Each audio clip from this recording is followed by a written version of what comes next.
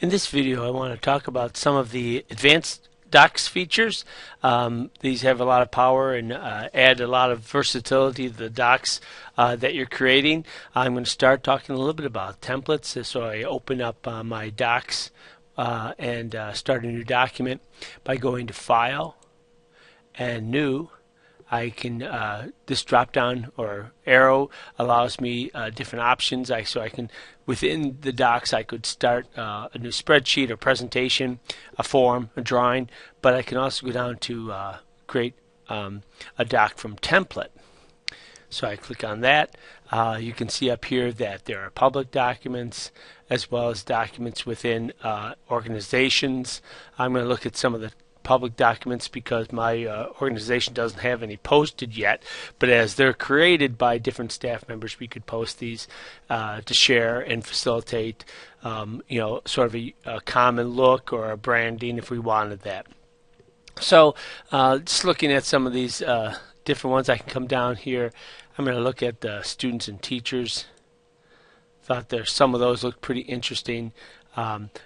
Essay rubric looked interesting to me, so I could click on that, use this example, and it comes up and you can see that they've got some headers and space holders here, but you could go ahead and customize these as needed, replacing the assignment name or putting in the instructor name. So mine might look something like this. And then I could update my email here and just personalize that and make it appropriate for the as I need. And within the cell, then you can go ahead and put in your examples to demonstrate the rubric that you wanted to share for students and share across. If I posted this document to the template area, then others could use it within my group.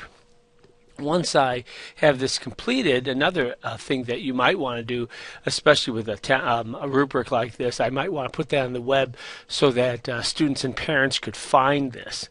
And so by going to File, I can come over here and publish to web. And when I do that, it's going to allow me to create a link that I can then disseminate across the people who need to see it. Could be, like I said, it could be parents or students or even other staff members. And if I click OK on this button, there's the link, and you can see that it actually goes and posts this document to google.com so that others could access this file. And so I have it published right to the web in that fashion. I'm going to close this out. Another really neat feature is the researcher. So I click on research, and what it does here is creates this research area, and it'll scan your document to look for different things. So I'm going to go back actually and open up a new document, one that has some content in here, because one of the neat things I think it does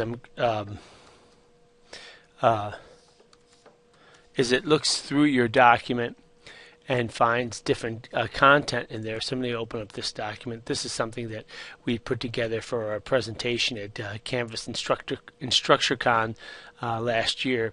So let me go ahead and open up the researcher again. There it is, open up on the side here. And so it's already looking through our document and suggesting things that it thinks we might be searching for.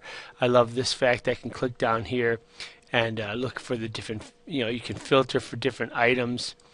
It shows you the different structures here. So that's pretty slick. Web results.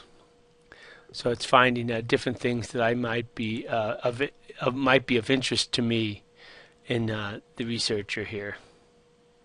And so what's cool about this is if I find things, I can select them, and as I hover over them, you can see it says insert link or preview or cite. So I thought those were all pretty slick. Really neat things. I can find images related to InstructureCon. I don't know if there's going to be very good stuff. Canvas, okay.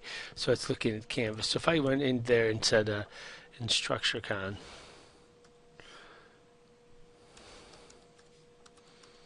let's see what it comes up with. Yeah, those look like the images. So these were images taken from InstructureCon 2014. And so if I wanted to include these, I could just go ahead and drag it right over and bring that image in, and that's pretty cool. And clicking on that, I'd be able to highlight it and make the way I want to set the picture in.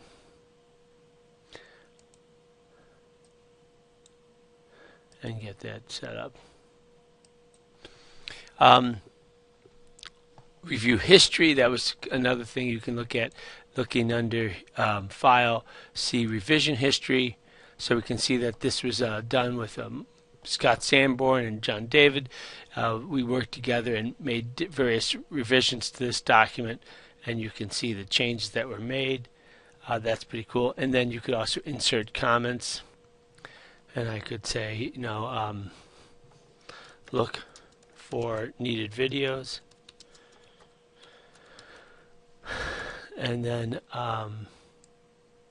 come down here and I say it's just find other pieces I want to add in here, or I might insert a comment here. Do we have good examples?